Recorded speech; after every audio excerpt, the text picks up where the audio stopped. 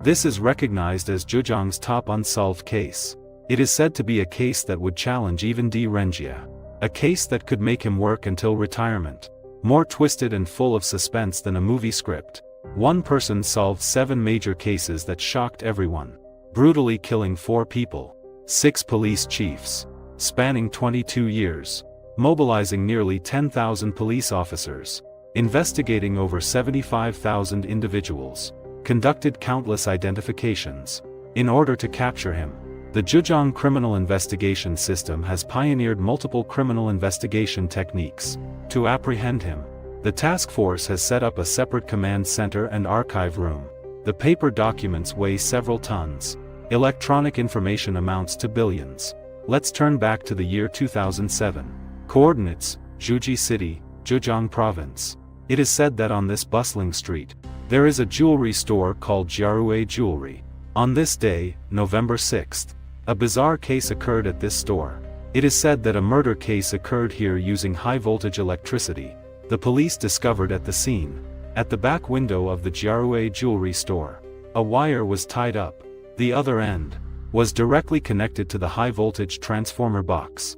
Little did they know, the murderer understood a bit, but not much. As a result, the high voltage short-circuited, causing sparks to fly. It not only scared the iron bars, but also scared the murderer away. Even the head of the Power Supply Bureau. It also scared them out of a cold sweat. But it is this attempted case. But it was actually a touch. The sensitive nerves of the criminal investigation team technicians in Zhuji City. That means making them feel. The suspect of the once nationally famous 122 case had struck again. The full name of the major 122 case is the Ningbo Oasis Jewelry Armed Robbery and Homicide Case. Zhongshan East Road is the most prosperous prime location in Ningbo, Zhejiang. 22 years ago, there was a very famous store on this road, called Oasis Jewelry. It is famous because there was a shocking and major crime that shocked the entire nation. This armed robbery and homicide had never happened before in Ningbo. It also killed 2 people instantly. One night in December 1995, a shadow appeared on Zhongshan East Road. He climbed into Oasis Jewelry and hid in a corner. In the early morning, he was armed with a gun and arrived at the sales hall on the first floor. To his surprise, he encountered 2 security guards who were patrolling. What's even more unbelievable is, he subdued the 2 security guards at an astonishing speed and bound their hands and feet. Afterwards, he pried open 4 safes with tools. He stole jewelry worth over 1.6 million yuan. 11 kilograms of yellow and white gold jewelry. Finally, when he left the scene, he even shot at the 2 security guards. This case became a headline news. Due to its heavy losses and its atrocious behavior, it even became the headline news nationwide. Criminal investigation experts from all over Zhejiang province. They have all gathered here. But the difficulty of solving the case far exceeded the police's expectations, and provided the suspect with ample preparation, and had a strong awareness of counter-detection. Almost no effective clues were left at the scene. Finally, after the unremitting efforts of the investigators, in the telephone switchboard room on the top floor, a Playboy shoe print was discovered. It was precisely this clue that prompted the police to continuously expand their investigation and learn about the suspect's modus operandi. The suspect first climbed to the top floor of Oasis Jewelry, entered the telephone exchange room, cut the phone lines and hid there. In the early hours of the morning, he climbed to the first floor hall using the elevator shaft. Based on the trajectory of actions, there should only be one person committing the crime. Yet he had 2 guns, because on the 2 murdered security guards, they each discovered homemade handguns, along with bullets and projectiles from standard firearms. Additionally, at the scene, they successively found homemade silencers, a homemade 4-section crowbar and a bone-handled dagger, a bundle of military backpack straps and a pair of rubber-insulated gloves. Based on the shoe prints found in the machine room, technicians speculated that the suspect is approximately 1.7 meters tall. The build is rather slim.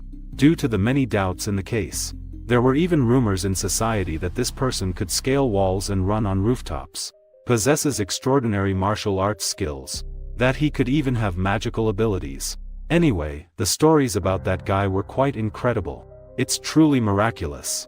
Based on the suspect's exceptional climbing and fighting abilities. And they also found military backpack straps. They had also suspected that this person might indeed have a military background. Even rumored special forces.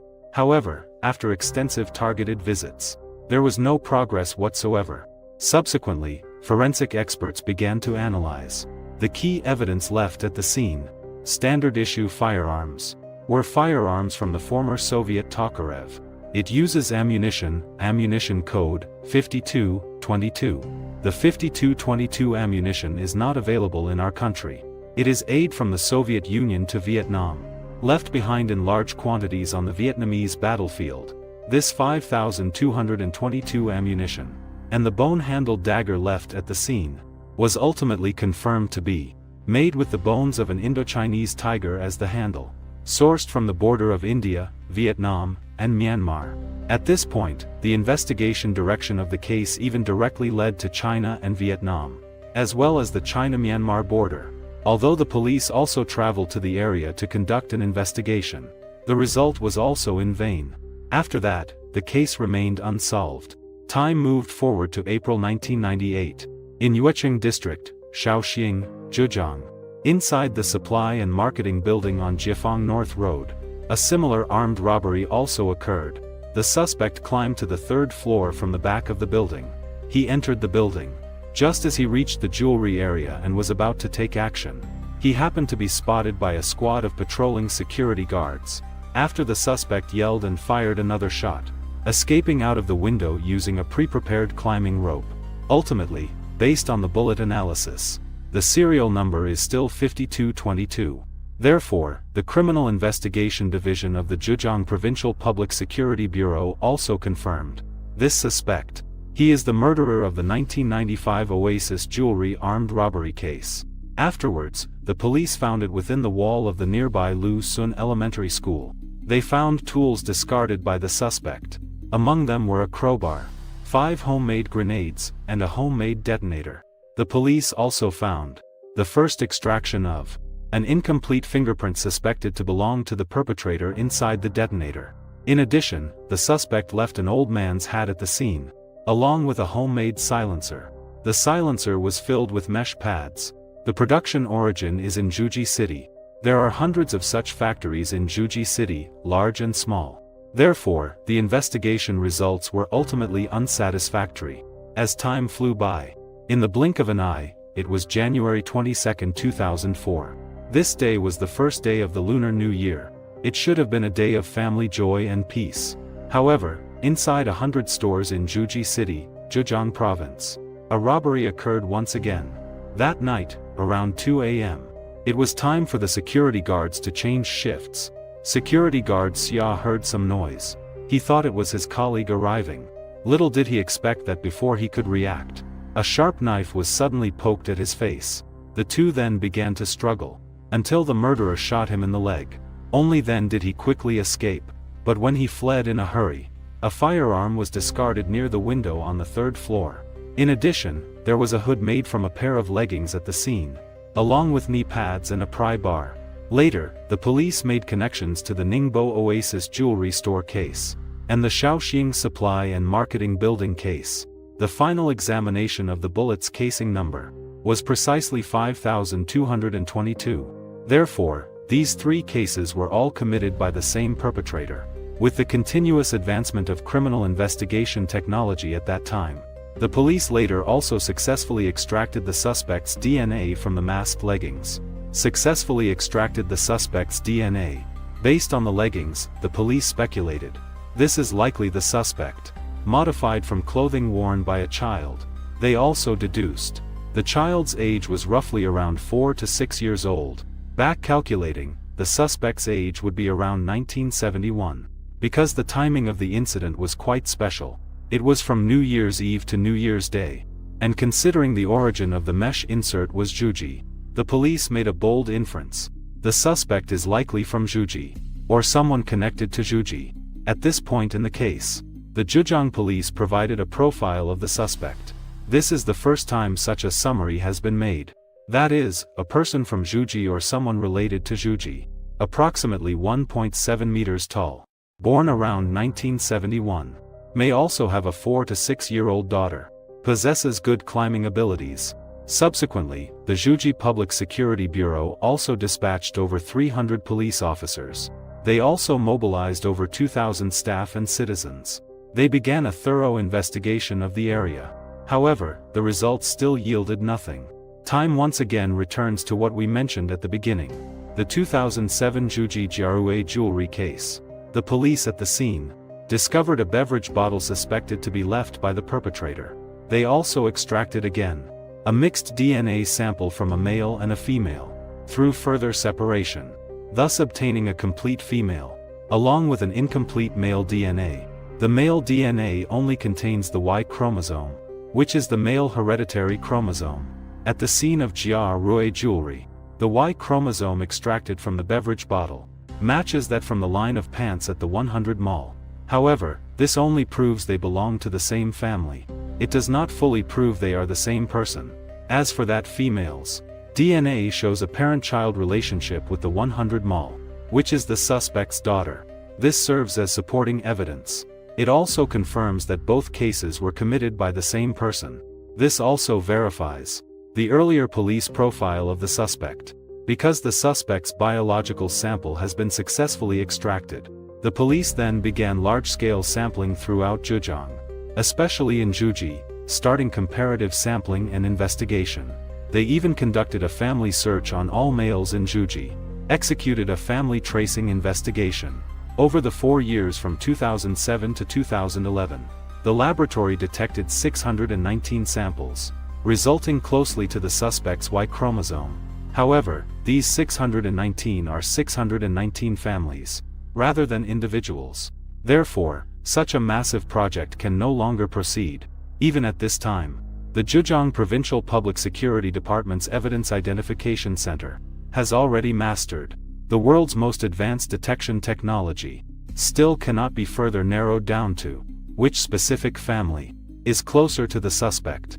On November 23, 2016, the Zhejiang Provincial Public Security Department established the task force for the 122 Ningxiao series armed robbery and homicide cases. The task force was set up at the Zhuji City Public Security Bureau. Afterwards, the task force formed a biological evidence screening team, a video tracking team, a fingerprint comparison team, a key population screening team, and a big data analysis team, totaling 5 working groups. The video tracking team first identified in 2007 an incident that occurred in Zhuji. In the surveillance video of the Jiarue jewelry case, a new clue, that is, the man in yellow in the footage, appeared 3 times at the crime scene. The behavior was suspicious. Plus, his physical appearance. It closely matched the police's deductions. Therefore, he was listed as a key suspect. However, the surveillance footage was quite blurry. It was impossible to identify his facial features. The police used techniques like image experts and 3D restoration. They clarified the suspect's facial features. They also restored the suspect's head wax figure as much as possible. Such forensic techniques, I can only say, that's impressive. And it even included a class thing.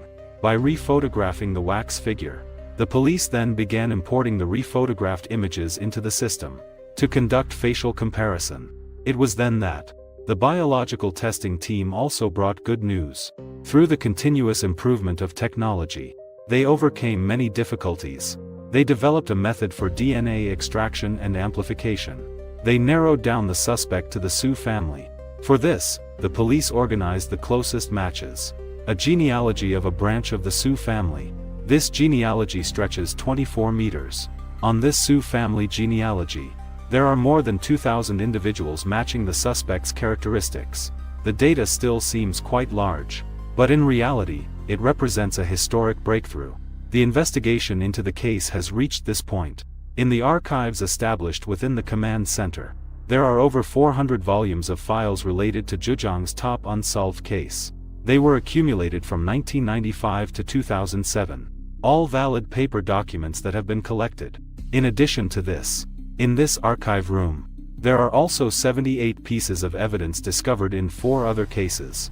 The electronic data accumulated from these documents and evidence has totaled over 100 million. On March 27, 2017, the Special Task Force dispatched criminal investigation technicians to Beijing, along with 10 authoritative experts from the Ministry of Public Security, to once again utilize new technology to reanalyze the fingerprint found at the scene back then, conduct further analysis and comparison. 2 days later, good news came from Beijing. The fingerprint comparison was successful. A man with the surname Su is a major suspect in the case. Su, from Ninghai, Ningbo City, Zhejiang Province. Born in 1972. Currently residing in Jiyang Street, Zhuji City. The suspect's surname is Su. Age and height. Has skills in mechanical processing. Has a daughter. This also aligns with the police's previous description of the suspect. Command Center also immediately devised a detailed capture plan. March 29, 2017, 14:21. Suspected of committing a series of shocking major crimes, the suspect Su, who had been on the run for 22 years, was successfully captured in a chess room in Zhuji City, Zhejiang Province. Was successfully apprehended. The police also first collected a blood sample from him and conducted data analysis. During the more than 3 hours of waiting for results, the command room was filled with commanders waiting for results, and the main responsible personnel. However, the scene was eerily quiet.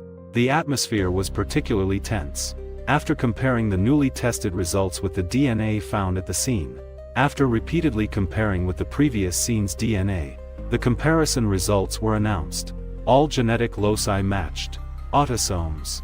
This definitely confirmed the suspect's identity. Great. Awesome.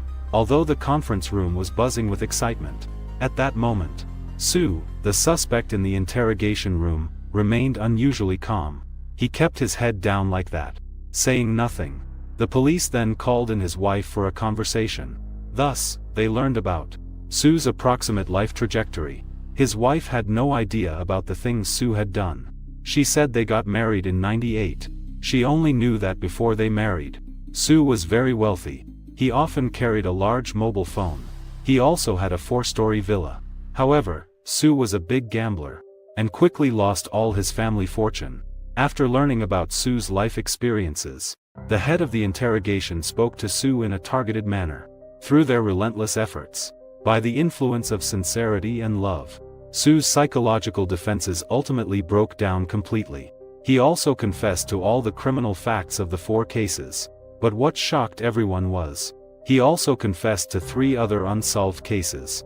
That is, in September 1993, at the Taizhou Hospital in Zhejiang, he stole tens of thousands from the inpatient department's cash register.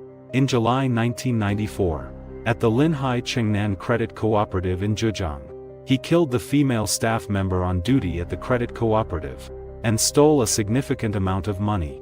In November 1994, at the Longda Company, Limited Mall in Chongqing, Zhejiang, he killed the staff member on duty at the mall. He stole several gold and jewelry items, worth over 970,000 yuan. In addition, Su also stated about his brother, saying that he was also involved in some of the cases. On March 31, 2017, his brother was apprehended. Under his identification, the police found some stolen goods located in Su's hometown. Hidden stolen items. This includes a commemorative coin stolen from Oasis Jewelry in 1995, as well as some high-end watches, jade pieces, and other items. After being captured, Su also stated that being behind bars finally allowed his heart, which had been tense for over 20 years, to relax at last. I used to drink as well, when eating with relatives and friends, with more than 10 people together at a meal. I didn't even dare to take a sip of alcohol. After drinking, would have to leave immediately. They say that alcohol brings out the truth. He didn't know when he would reveal it. Su even described himself as a murderous demon. As for why he chose this path, he attributes it to being poor. Su recounted that their family conditions were poor since childhood. There were a total of 9 siblings in the family, with 8 of them being unemployed youth. He dropped out of school before graduating from middle school. At 19, he went to work at a cement factory. However, he stubbornly believed that it was impossible to become a regular employee without going through the back door. Su committed his first crime at the age of 21 in 1993. He had previously been hospitalized twice due to meningitis at a hospital in Taizhou. Therefore, he was quite familiar with the circumstances of that hospital. One night, he sneaked into the hospital's duty room, subdued the duty personnel and stole tens of thousands of yuan. After succeeding, Su fantasized about living a normal life. Consequently, he sought admission to a vocational school. As a result, by the second semester, he was so infatuated with women that he focused his energy on how to spend money to win over his female classmates. Subsequently, he committed 2 crazy crimes in July and November of 1994. Nearly 1 million yuan worth of property. Su profited over 400,000 yuan through fencing the stolen goods. After committing the crimes, Su fled to Vietnam to evade capture. However, after a while, he felt uncomfortable there. He decided to return to his home country. This time, he also brought back. There were tools for the crime, such as firearms and tiger bone knives. He was thinking of pulling off another job after returning to his country. And this time, it was the shocking Ningbo Oasis jewelry case that stunned the nation. He used 2 guns that he bought from Vietnam. He ruthlessly killed 2 security guards. Shortly after that, with nothing to do and plenty of money, he became addicted to gambling. He said the reason he was addicted to gambling was that he was indeed bored, without any spiritual support. Another major reason was that he had psychological shadows from killing. He needed to release it. Therefore, after squandering the money he had stolen, he decided to commit another crime. In the subsequent years of 1998, 2004, and 2007, he successively carried out the Shaoxing Supply and Marketing Building case, the Zhuji 100 Mall case, and the Zhuji Jiarue jewelry case. The only fortunate thing was that in these last 3 cases, no one else was harmed. On November 21, 2017, the Shaoxing Intermediate People's Court in Zhejiang Province, regarding the 122 Ningxiao series of armed robbery and homicide cases, the public trial has been held and judgment announced. Su has been sentenced to death according to the law, and all personal property has been confiscated. Lifelong deprivation of political rights.